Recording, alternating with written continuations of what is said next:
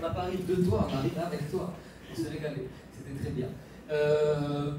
Miroz et Jane peuvent venir devant si vous le souhaitez. Il y a moins de malaise sur la danse que vis-à-vis du Taraba, où on était un peu gêné, comme l'a dit Daniel, de voir combien cette expression si profonde, si noble, si spirituelle, si riche, désintéresse un peu les gens aujourd'hui, au point même qu'on se posait la question de sa survie, de son appauvrissement. Dans le domaine de la danse, on a l'impression d'être moins stressé, et l'évidence commande de dire que depuis les années 80, il y a eu une multiplication des écoles de danse, des lieux de danse, des festivals, des occasions de danse, le Papaïdou, le Pinay, il y a d'autres occasions. Donc la danse est un peu partout, et on est vraiment dans le domaine à la fois de la tradition et de l'innovation. Et après, la question de la danse, c'est peut-être plus celle de son partage avec d'autres aujourd'hui, à savoir qu'il y a des Japonais, il y a des Mexicains qui dansent, et donc les Tahitiens sont moins stressés par le fait de savoir s'ils vont continuer à danser que par le fait de savoir si les autres ne vont pas continuer à danser mieux et plus nombreux. Voilà, donc la question est plus celle du partage que celle du risque de la perte, véritablement. Donc je ne sais pas s'il y a vraiment matière à polémique. Ce matin, quand même, c'est moi qui vais polémiquer, mais ce matin, quand même, on s'est rendu compte de la censure missionnaire qu'il y a eu à une certaine époque. Je rappellerai quand même que c'était une censure missionnaire des Tahitiens, vis-à-vis des Tahitiens. Ces codes de loi, c'était des codes de loi des Tahitiens, avec des juges tahitiens qui infligeaient des sanctions tahitiennes à des Tahitiens, et c'était avant la colonisation française, tout ça. Donc ça n'a rien à voir avec la colonisation française. Je ne veux pas faire la conclusion tout de suite de notre journée, mais les Français aiment les danses et les femmes qui dansent. Et puis ils aiment boire du vin et manger du fromage.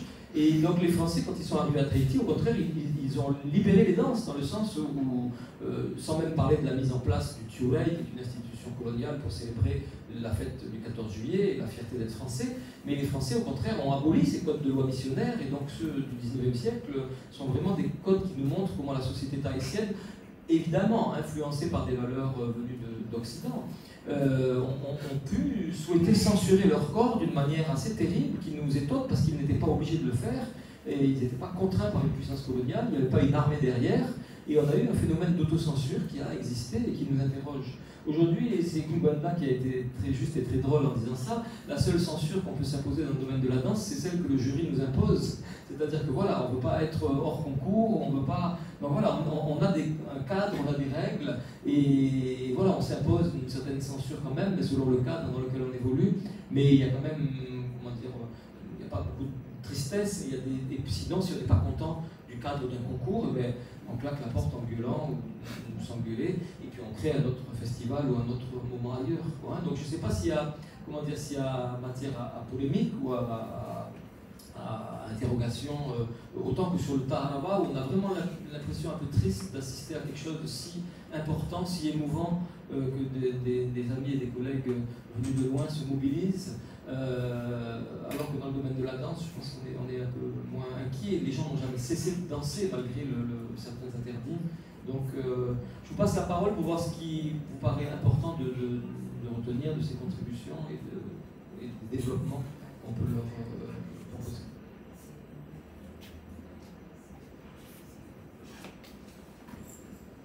On a des danseurs, des danseuses, chorégraphes. Ah si, il y a une question, tiens, je vais être polémique, et ce sera peut-être l'objet d'un colloque ou d'une autre manifestation, tiens, je vais être très polémique.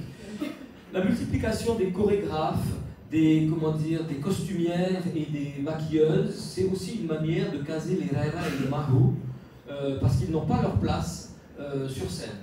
Et je pense qu'un des carcans que la société tahitienne s'impose, et au jury du Heiva, enfin au concours du Heiva, etc., c'est aussi le fait que dans ce pays où il y a quand même un certain nombre de personnes qu'on peut qualifier de Raira, de Mahu, peu importe, ne sont toujours pas autorisées dans les concours de danse. Et donc ils se réfugient dans d'autres fonctions.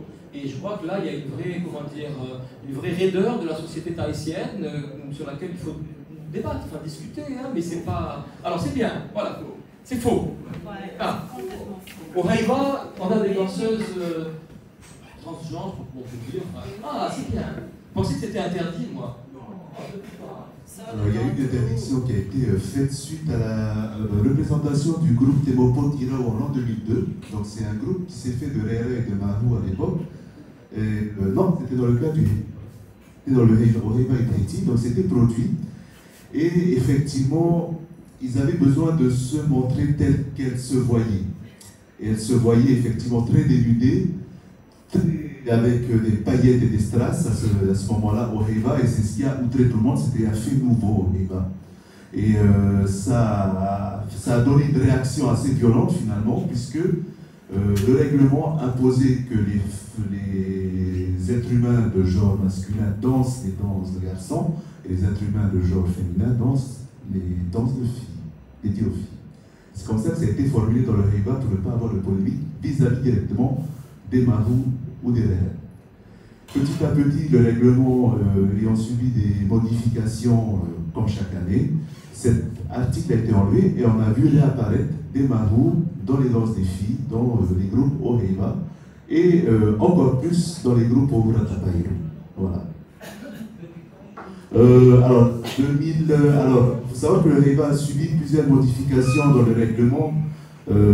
Les groupes Confucius-Lambert, notamment avec cette histoire de traditionnelle création, etc. Il y a toujours eu cette polémique-là, depuis 1997, notamment avec l'apparition de Oteitier et Teiki Lorenzo. Et il y a eu tradition, création, il y a eu historique, légendaire. Et dans tout ce mini-mélo-là, et cette confusion, le règlement a été remanié en 2005, on est revenu donc à Hurabatao, catégorie populairement appelée professionnel amateur. Avec ce remaniement-là en 2005, cet article sur les genres a disparu. Voilà. Donc ça a duré que 3 ans finalement. Voilà.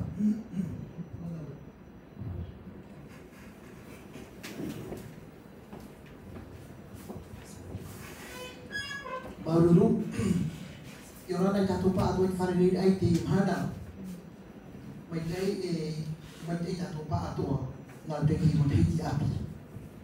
Je dois parler en français comme je ne l'ai pas traduit en français en haïtien.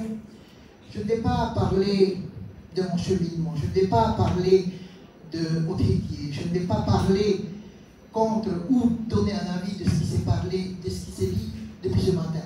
J'assiste rarement, merci Bruno de m'avoir bousculé, j'assiste rarement à ce genre d'événement, je dirais, parce que j'ai d'autres chats à fouetter, et parce que je suis souvent sollicité, et s'il fallait que je réponde à toutes les femmes battues, les hommes battus, les enfants battus, violés, tout ça, et le corps extérieur, le corps immortel, le corps inexistant et tout ça, je n'aurai pas le temps de faire mon travail à la maison et de m'occuper de moi. Mais lorsque quelque chose me titille, parce qu'il est resté assez longtemps à me dire bien, il y a encore 2 jours, je dis tiens, s'il insiste et que l'esprit d'une voix me parle, je dois y aller. Et je ne regrette pas d'être là aujourd'hui. Ça ne veut pas dire que je vais venir à chaque fois qu'il y a quelque chose à l'université, parce que je vous assure qu'on est bombardé de tout. Mais ça me touche vraiment. Je vais parler, quand vous dites le corps. Le corps par rapport, je suis dans la danse depuis l'âge de 11 ans. J'en ai 63 aujourd'hui, ça fait exactement 51 ans que je suis dans le domaine du Ori. Je ne dirais pas que Ori Tahiti, mais de danser. J'ai commencé, j'avais 11 ans. Il y avait un seul pas qu'on faisait, c'était celui-là. Il ne fallait pas trop pousser sur le bassin, c'est juste un peu. Le mouvement était celui-là, mais le mouvement racontait le chant. Nous ne dansons pas au niveau mouvement de la main sans rien. Même nos instruments, lorsqu'ils tapent, racontent quelque chose. Mais je vais revenir sur la notion du corps par rapport à ce que nous faisons dans le domaine que je connais bien, qui est la danse. Sans parler de la force, il y en a qui ont dansé avec moi depuis des années, je répète toujours la même chose.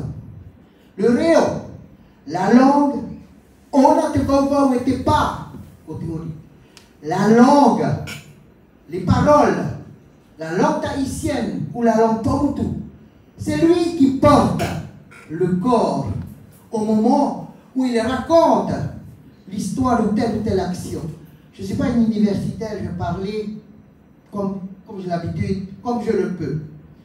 Mais quand je danse, je répète sans arrêt à tous mes danseurs depuis des années, vivez, je vous explique et j'explique la métaphore. Parce que la langue tahitienne, je dis bien la langue tahitienne, sans parler de notre langue, elle est belle. Elle est diverse. Beaucoup de choses peuvent s'écrire pareil, mais qui veut dire différentes choses. Uri, uri, uri, uri, uri, c'est différent. C'est la prononciation. Et la façon de le prononcer, il y a une détonation par rapport à sa signification. Uri, uri, uri, uri, uri. Il y a une intonation par rapport au temps, par rapport au mot. Et à chaque fois, j'explique. Aujourd'hui, c'est pire.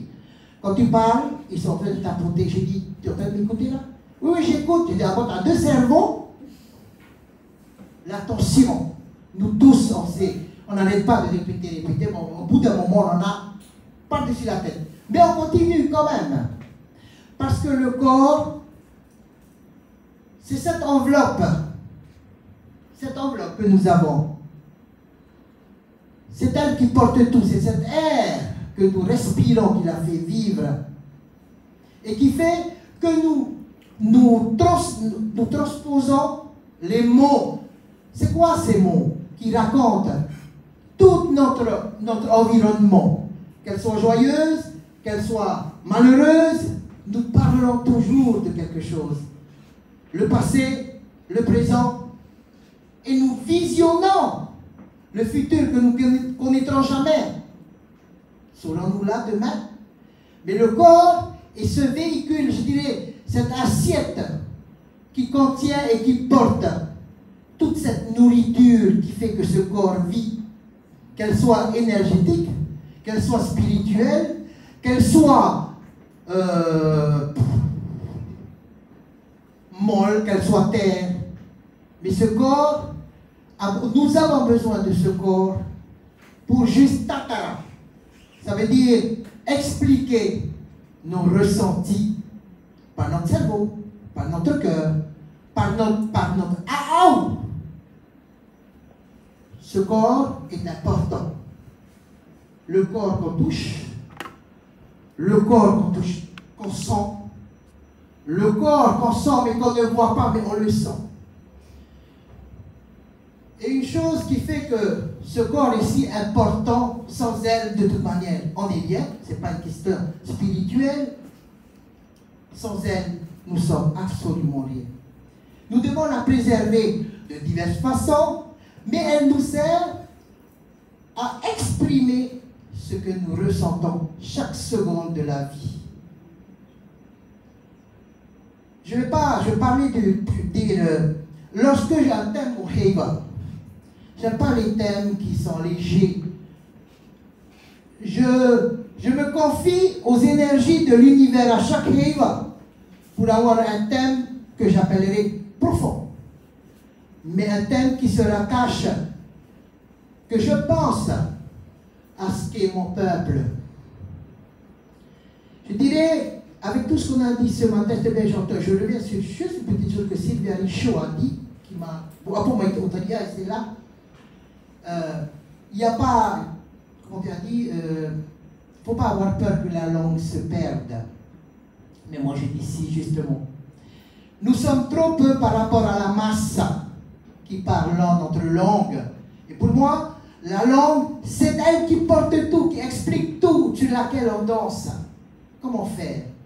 Personne, je crois, n'a la solution. Mais ma solution que je dirais, eh bien, à chacun d'entre nous, à faire ce que nous pouvons. Natato e pram, natato e faradira, mais hareno.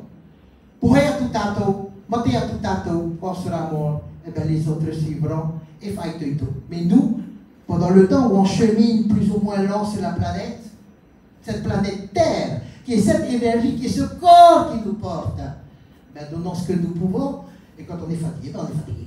Que ceux qui arrivent par derrière, ben se débrouillent. Mais se débrouille parce qu'on aura donné. On aura donné. Il arrive des moments où notre corps charnel, spirituel et énergétique a besoin aussi de se reposer. Parce qu'on ne s'appelle pas Jésus-Christ, hein? Ah, c'est sûr. Voilà. Donc, merci à tous. Ce corps charnel, ce corps, notre corps réagit à tout. Quand on fait quelque chose de bien, quand on fait quelque chose de bon, on se sent avant tout, toi personnellement, non pas par orgueil, mais on sent quand je fais quelque chose, et bien sûr qu'on se questionne tout le temps, mais je fais toujours appel aux esprits. Quand je dis aux esprits, à ceux qui sont passés, aux dieux qui existent, à tous ceux. Jésus-Christ, je crois à lui tous les jours, mais je suis toujours contre lui. Je dis, tu n'existes pas, qu'est-ce qui se passe et tout. Mais je me confie quand il s'agit de faire l'hypnose et quand il s'agit de faire une compétition au niveau du Heiba, je ne peux pas dire suis-je traditionnel, suis-je contemporain, suis-je moderne. J'apprends ce que j'ai appris depuis l'âge de 11 ans, avec Mme Frogier et tout ça, avec Paulina. J'apprends ce qui m'a été donné. Mais le plus important que je transmets à mon groupe à chaque fois, c'est ce que je ressens au plus profond de mon corps. Et que je sens qu'elle est bonne pour tout le monde. Je ne peux pas lui dire, est-ce que tu as aimé ce que j'ai dit? Est-ce que tu n'as pas aimé ce que j'ai dit?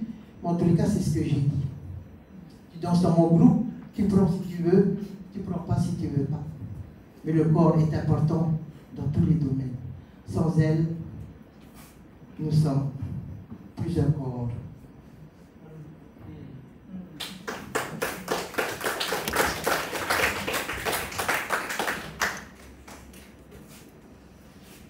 Que faire, c'est une prise de parole, c'est ça? Merci beaucoup.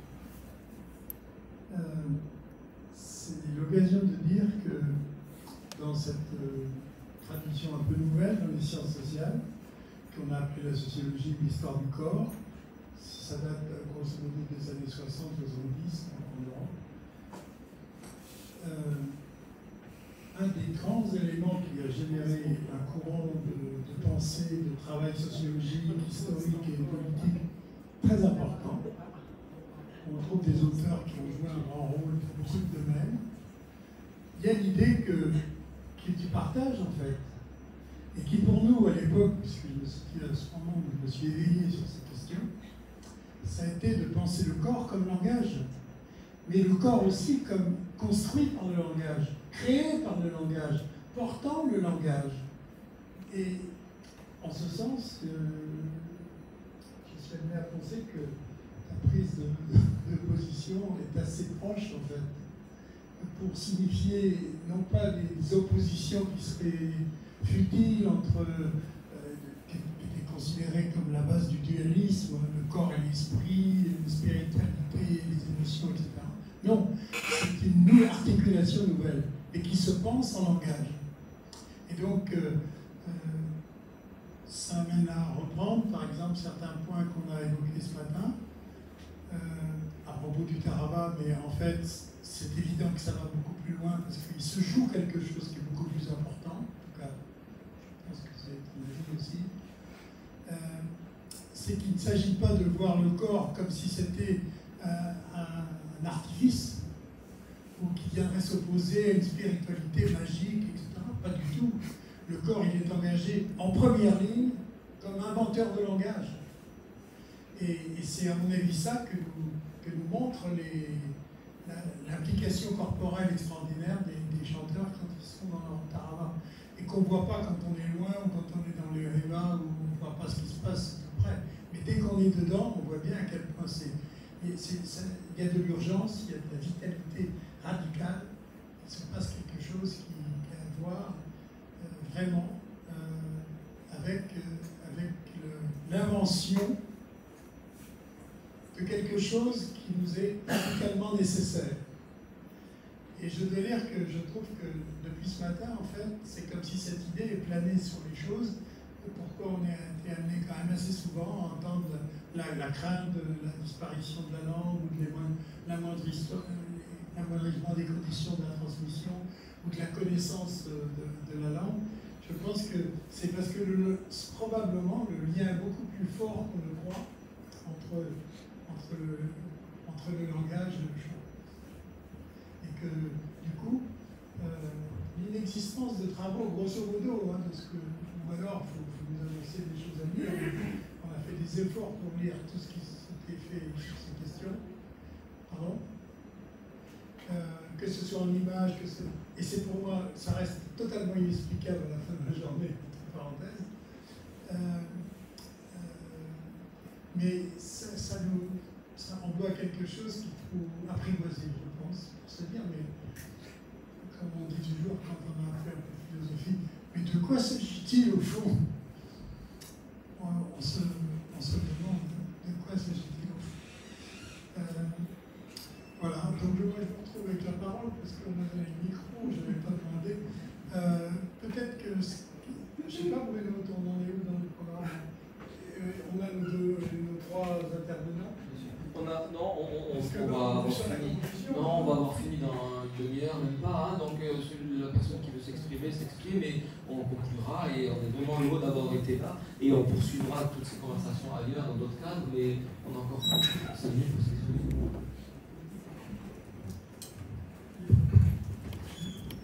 Encore le bon.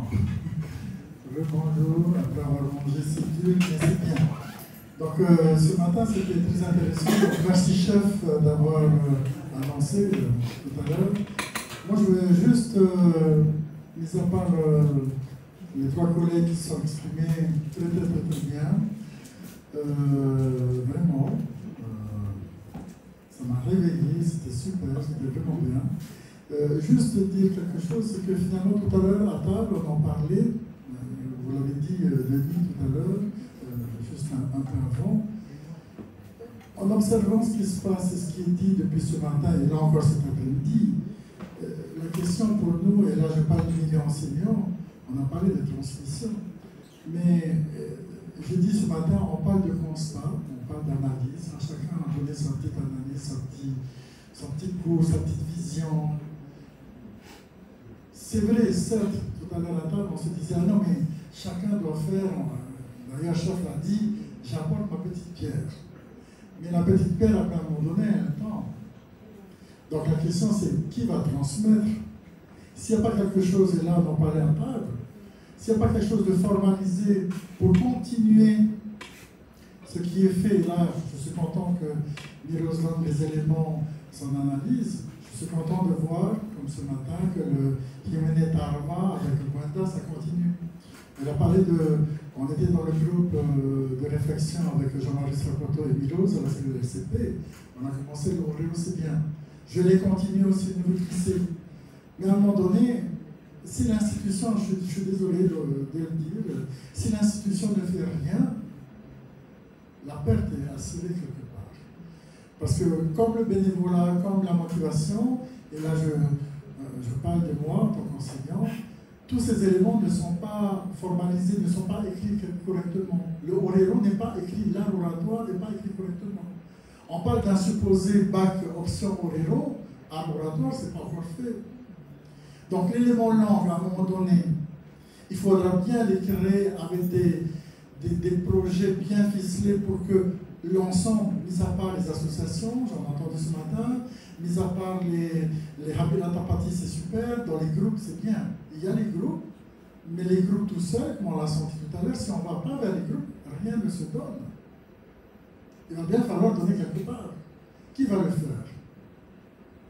Force est de constater que les jeunes n'ont pas forcément cette facilité d'y aller et inversement. On a entendu dire que les vieux ne veulent pas donner. Ce matin, Béréal disait que c'était difficile, le passage de Jiménez Tarma au conservatoire.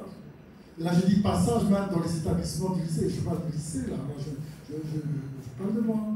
Franchement, 2400 élèves, qu'est-ce qu'on peut en faire pour développer l'élément langue par le biais du Jiménez Tarma, par le laboratoire, et ainsi de suite. Et donc, forcément, le corps, bien sûr, il va parler, il parle. Je l'ai vu aussi au Favelela. Ça va faire 7 ans, 8 ans que je suis. On a mis en place le Favelela, l'événement des collèges et lycées. C'est bien. Mais après ça, si on ne motive personne, parce que tout est là, pour nous en tout cas, et ça me regarde, et je vais terminer là, le Favelela qu'on a mené avec les collèges et lycées, parce que maintenant on a le répertoire du collège uniquement, que, comme le Hiva, nous, c'est pas comme le Hiva, c'est comme on peut faire. Parce que tous les enseignants du second degré, profs de lettres haïtiennes, n'ont pas la capacité de. Hormis le programme, c'est une chose, c'est bien joli, compétence, c'est là le cadre commun, on parle de langue régionale. J'ai vu dernièrement Moïta qui réagissait par rapport à la place de la langue régionale, la langue française, la langue une et indivisible. Mais notre langue, nous, qui va la transmettre? Comme ces personnes qui ne sont pas forcément formées à l'oratoire ou hymne tarava, ne vont pas le faire. Donc, qu'est-ce qu'on fait? Juste parler? Oui. Mais ça fait partie d'un ensemble qui doit permettre de comprendre la langue et de faire parler nos jeunes. Donc voilà juste mon interrogation. Merci beaucoup.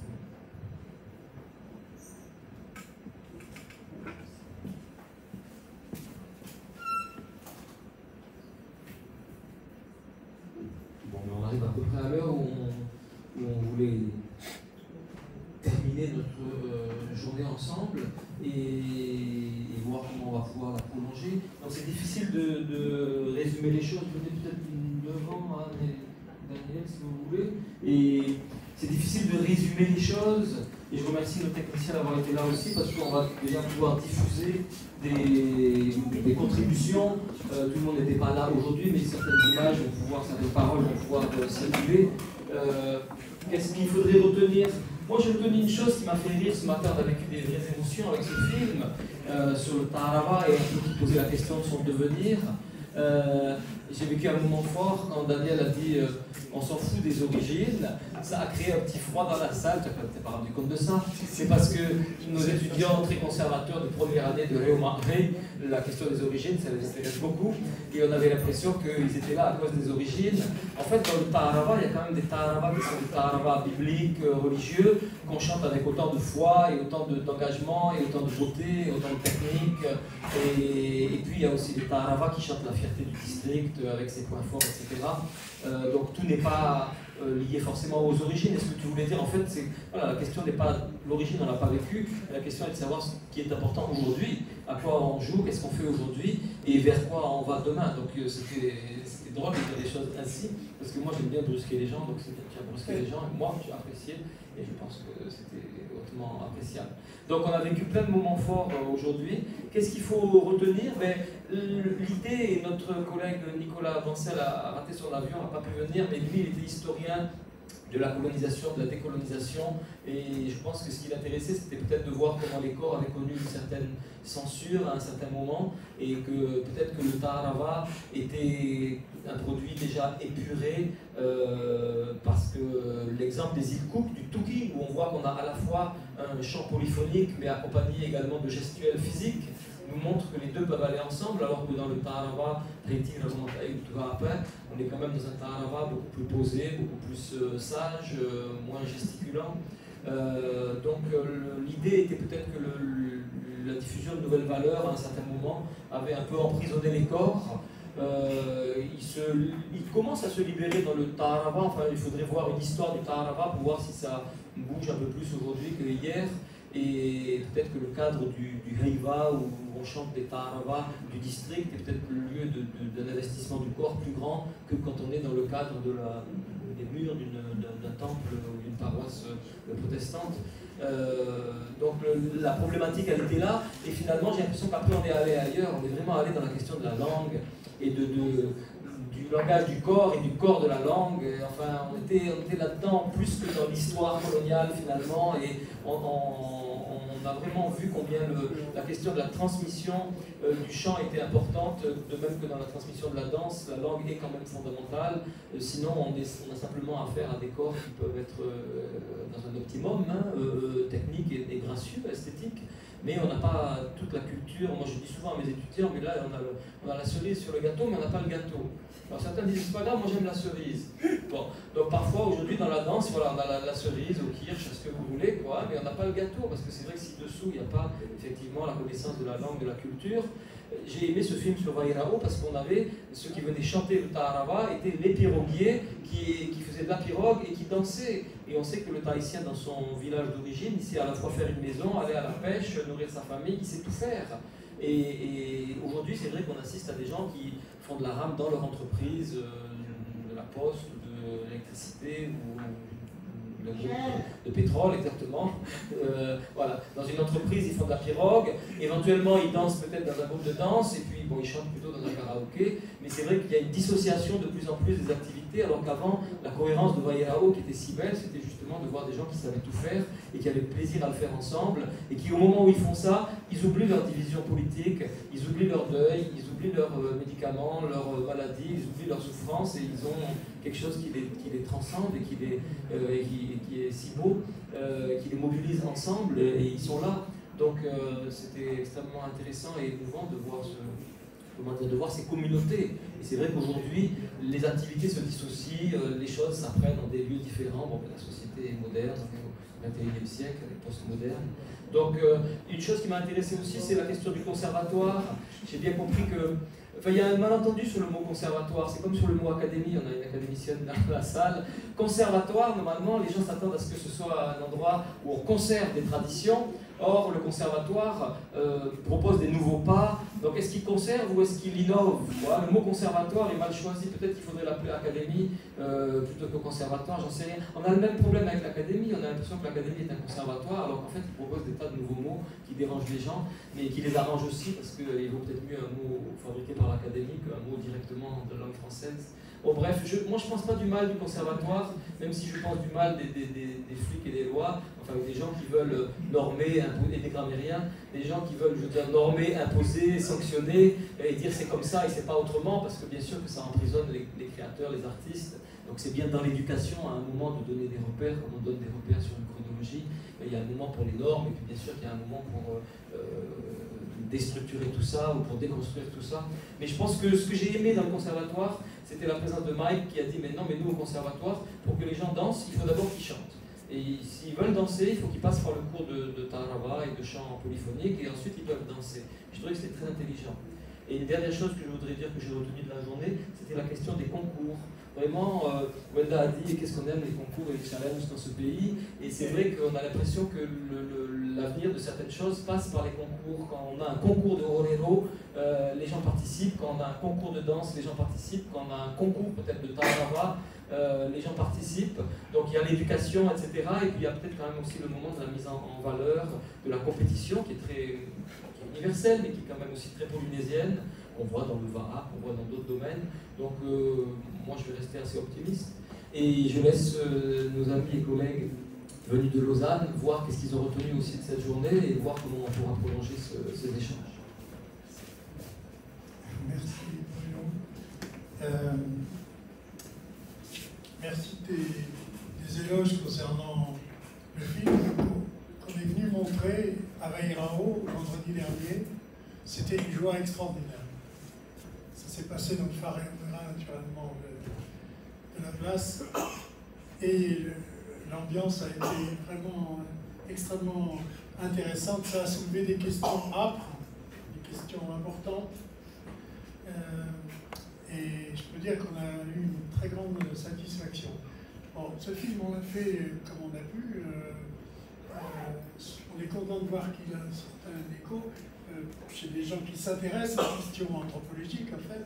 Mais il faut quand même signaler, c'est pas pour continuer ma logique du matin où je disais, c'est vrai que c'est extraordinaire le tarava, mais c'est vrai que tous les gens vont au restaurant dès que les chanteurs arrivent. Mais là, c'est un peu la même chose, c'est-à-dire que, bon, probablement, il y a beaucoup de très bons films. Moi, on n'est pas à faire des gribouilles. Il doit y avoir énormément de films, sans doute beaucoup plus qu'il est possible de voir, mais le fait est que nous, on l'a soumis au FIFO, qui, sans doute pour de mille bonnes raisons, a jugé important de ne pas le prendre. Mais c'est un fait aussi qu'il aurait pu se voir probablement dans ce contexte. Sans doute, parce que ça apporte à l'évidence des choses sur ce qui se passe dans un village ou dans la presqu'île. On persiste dans cet art extraordinaire du tarava. Donc, qu'est-ce qui fait qu'un organisme comme le FIFO ne s'intéresse pas à quelque chose qui est une production en rapport direct avec un art qui est directement au cœur des enjeux culturels de la Polynésie. Historique, mais aussi d'aujourd'hui pour les raisons qu'on a soulevées déjà ce matin. Donc la question reste ouverte, mais je pense qu'on doit, on se devait de la, on ne l'aurait pas fait d'ailleurs si tu n'avais pas intervenu comme tu l'as fait. Mais là, ça mérite d'être dit. C'est que peut-être, ici, on ne s'intéresse pas tant que ça, en fait, à une pratique qui probablement désigne d'une façon radicale ce qu'a pu être le fait d'être polynésien. Bon, ça, c'est un petit point d'ordre, mais peut-être sur lequel des gens ici pourront nous répondre en nous expliquant pourquoi, parce qu'il y a probablement une logique derrière tout ça, et nous, on est, comme vous le voyez, de très bonne composition. Je pense qu'il faut revenir... Je voulais vous répondre après. Ah, vous souhaitez répondre? Oui, je peux vous répondre. Oh, ben très bien. Répondez tout de suite. Enfin, je ne sais pas, venez là. Venez. Tu es dans l'organisation du FIFO? Oui. Okay. Dans le comité de Il était dans le jury du Eva aussi. Oui. Et oui, on faisait Il est parti.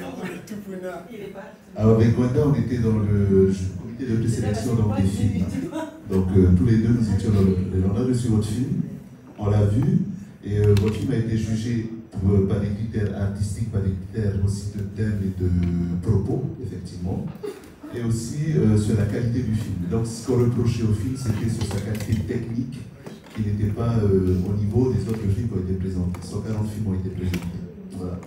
Et après, par rapport à la sélection que nous faisons, il y a un choix par rapport à l'éventail que représente l'Océanie. On veut avoir un panel représentatif.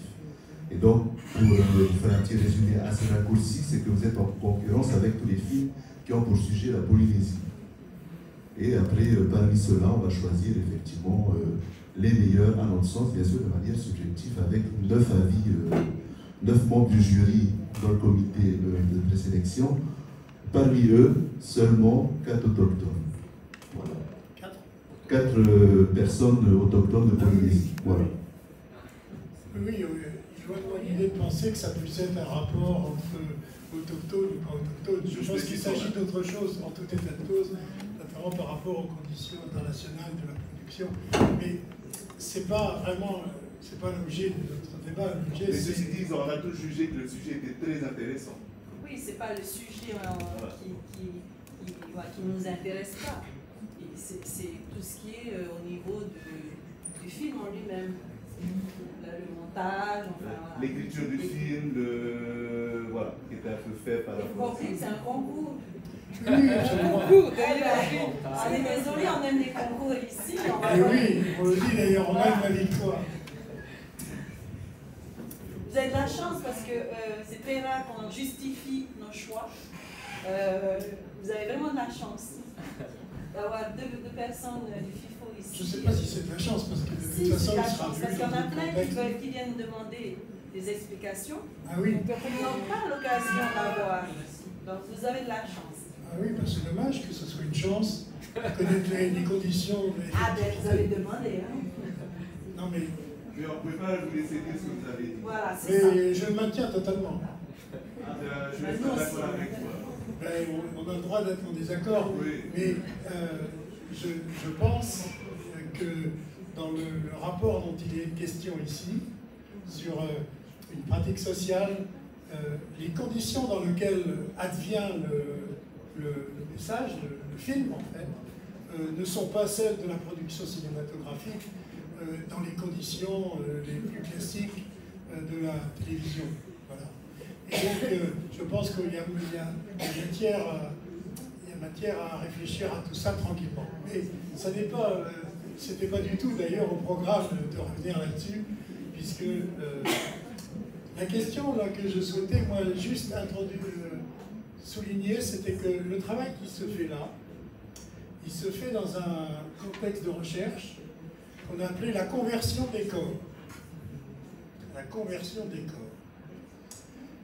Évangélisation et colonisation. Et si ça va donner lieu à un épisode de recherche à Lausanne, je crois que c'est le tout début, juillet de cette année. Alors, ça permet de juste dire un mot par rapport à ce qui est revenu à plusieurs reprises. Et je voudrais juste dire que le rapport entre évangélisation et colonisation est un rapport qui est très compliqué, en fait, quand on veut le regarder en détail, mais qu'il est extrêmement riche et qui pose des problèmes absolument énormes. En particulier parce que dans les débats historiographiques, la colonisation a un mauvais rôle par rapport à une évangélisation qui serait perçue beaucoup plus douce, beaucoup moins impliquante, faite avec des gens qui étaient, et c'est le cas d'ailleurs des missionnaires qui sont venus ici, qui étaient anti-excès capitalistes sur toutes les relations économiques, mais aussi anti-esclavagistes. Ils avaient des positions donc extrêmement courageuses dans le contexte du XVIIe siècle. Et ceci étant dit, quand on reprend les choses dans le détail, on se dit que ces personnages, qui venaient avec les meilleures intentions du monde, semble-t-il, ont quand même fait un travail d'acculturation absolument extraordinaire, mais extrêmement impliquant, dans lequel, plus on est rentré, on a lu par exemple la thèse de Jacques Nicole au pied de l'écriture, on s'aperçoit que les mots ont été transformés, que le vocabulaire, le lexique tahitien a été réinventé complètement pour enlever de la Bible tous les mots qui dérangeaient par rapport à la danse notamment. Donc on est dans le cœur du sujet d'ici, c'est pour ça que j'en parle. Il nous montre bien comment dans les vocabulaires de la danse a été expurgé de tout ce qui était description. Il nous donne des exemples, même il dit, vous voyez, telle phrase, on remplace danse par chant, c'est-à-dire louange, mais on enlève le corps, on enlève le trépidant, on enlève l'excitation. Donc il y a dans ce procès d'évangélisation à la fois le développement d'une censure quand même extraordinaire de tout ce qui est l'implication corporelle, comme si vraiment c'était un sujet majeur de discorde, et de réinventer la langue de l'autre, parce que c'est cette langue qui doit être celle de l'évangélisation. Donc, on se dit qu'il y a vraiment lieu de travailler, et on est très content que dans ce travail qui va se faire à Lausanne dans les mois qui viennent, il y a quelques pasteurs protestants qui participent, on va en interviewer un certain nombre, et donc ça promet, je crois, d'être très intéressant. Et l'exemple de Tahiti, de ce point de vue, est absolument, on va dire, presque prodigieux. C'est qu'à un moment où on peut faire cette analyse du procès d'évangélisation, on s'aperçoit que lorsque les colons, cette fois, c'est-à-dire quand le protectorat français s'est installé, quand le colonnat a suivi, à partir de 1842, jusqu'aux années 80, on les voit faire en sorte que les indigènes, dans le langage classique, se sentent autorisés à danser alors que les méchants missionnaires protestants le leur interdisent, se sentent autorisés à chanter, et on voit comme ça très vite, y compris dans le juillet d'avant juillet, c'est-à-dire les fêtes à partir de Louis-Philippe, on voit notamment dès 1867, c'est-à-dire avant la République, on voit des concours de Hyménée qui sont organisés, et dans lequel chanter de l'Hyménée, c'est à la fois chanter Sambre et Meuse, c'est chanter la Marseillaise, c'est chanter toutes sortes de chants militaires, et c'est parfois chanter des chants tahitiens. Et on s'aperçoit que c'est une sorte de grand souk. Mais ce qui est intéressant, c'est de voir que la colonisation semble retirer son étreinte par rapport aux prises de pouvoir sur le corps qui sont celles de l'évangélisation. C'est ce qu'on peut transmettre ici comme une question sur laquelle on travaille depuis qu'on s'est engagé dans toute cette affaire. Et en particulier, quand on travaille sur les archives de la mission protestante de Paris, au Turbigo à Paris, ici, Arago. Quand on travaille dans les archives, donc des dossiers tahitiens, on s'aperçoit que les pasteurs, en particulier, il y a plusieurs courriers de Vernier qui fulminent auprès de la SWEP à Paris pour à partir de 1881, les presser d'empêcher le gouvernement de laisser faire les militaires français qui vont dans les îles, qui versent de l'alcool, qui disent aux filles, allez, il faut danser, le ou pas, on a le droit à nouveau, etc. Donc il y a une logique là qui demande, je pense, à être vue avec plus de... il faut reprendre les choses frais zéro. Donc évangélisation, colonisation. Et alors on essaie de comparer ces différentes choses survenant sur ces deux axes, sur ces deux paradigmes. On essaie de le faire à la fois dans certaines pratiques sportives, parce qu'on retrouve les mêmes catégories de pasteurs et de missionnaires qui sont à Londres ou en Écosse dans les années 1830-1840, c'est-à-dire au cœur même de ce qu'ils appellent la muscular Christianity, ce qui est quand même un terme extraordinaire, la chrétienté musculaire, parce que c'est par le corps, entendu comme une source de langage tout à fait hétéronome, c'est par le corps qu'on va rééduquer les gens dans un sens ferme. Donc, on n'est pas de sortie de l'auberge. Mais sachez que si ça vous intéresse, nous serons très heureux de poursuivre avec vous dans un contexte qui reste déterminé. Bon, Anne, je t'ai trop parlé. Moi, je vais prendre juste la parole pour remercier tous les participants, en particulier les personnes qui sont intervenues directement depuis ce matin, et puis toutes les personnes qui ont assisté à la journée, bien sûr. Aujourd'hui, on avait comme objectif de pouvoir avoir des points de vue différents, des discours différents autour des pratiques, entre guillemets, traditionnelles, et puis réfléchir à la question de la transformation de ces pratiques au cours du temps, qu'il s'agisse des chants avec ou sans la danse, de la danse avec ou sans les chants, du héros, des différents espaces, des différents lieux dans lesquels elles se développent et elles se transforment, ces pratiques-là. Je crois qu'on a eu plusieurs retours. Moi, je suis très intéressée par le fait de comprendre, enfin, d'entendre que quelqu'un comme Mike Tessier pouvait dire qu'il n'avait pas eu l'opportunité de bénéficier de la transmission orale de ces pratiques, ni de la langue d'ailleurs, au sens de l'apprentissage de la langue. Et je crois que ça m'interpelle par rapport à la question des générations, parce que dans le film aussi, il y avait beaucoup de gens de différentes générations qui nous ont parlé justement des choses qui se transmettaient, de ce qui leur était interdit, de ce qui redevenait ensuite possible, etc., génération par génération, dans des processus qui sont finalement assez rapides, je trouve, à l'échelle d'une société. Je trouve ça assez important.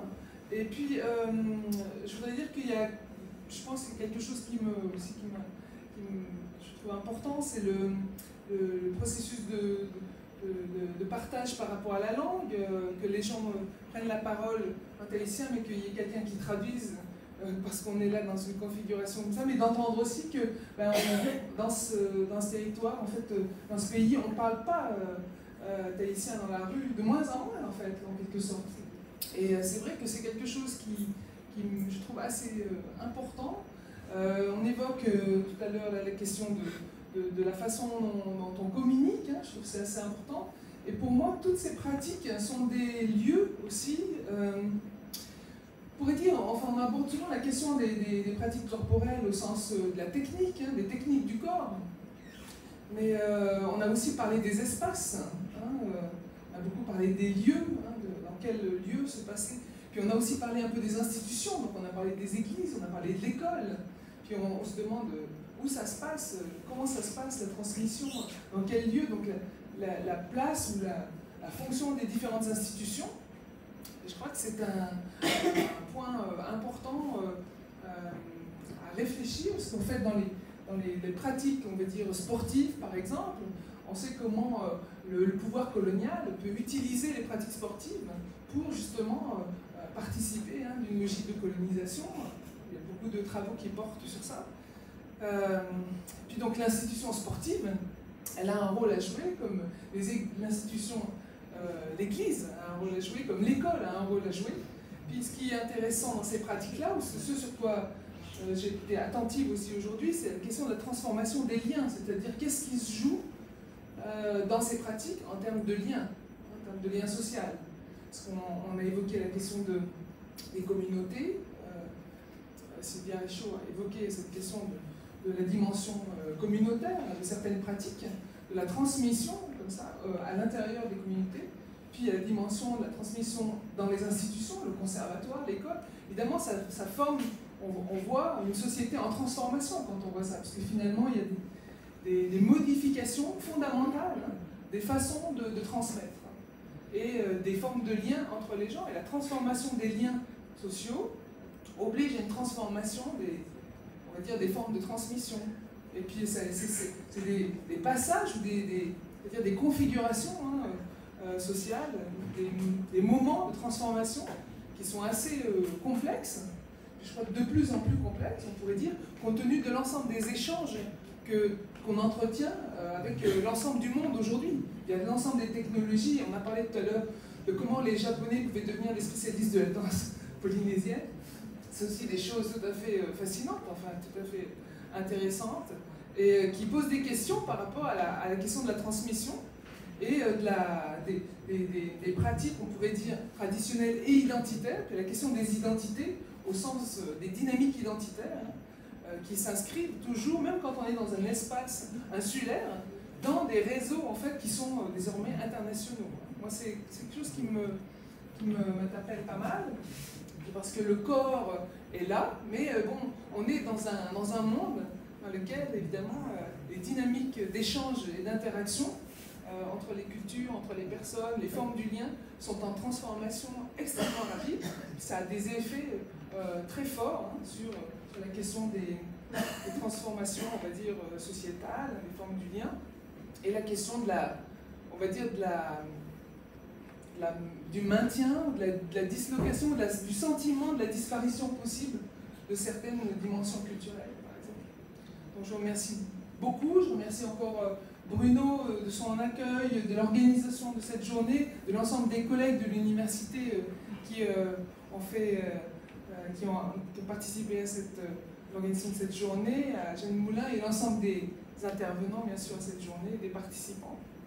Et j'espère qu'on aura la possibilité de maintenir le lien jusqu'au travail, jusqu'à Lausanne, pour continuer à nourrir en fait ces travaux, donc ces réflexions sur le pouvoir missionnaire, le pouvoir colonial et les pratiques corporelles et les dynamiques, on va dire, identitaires, jusqu'à Lausanne, et nourrir en fait de ce qui s'est dit là, les travaux de la suite, des échanges qu'on pourrait avoir avec vous. Voilà. Je vous remercie beaucoup. Je laisse le dernier mot à Bruno. Bravo.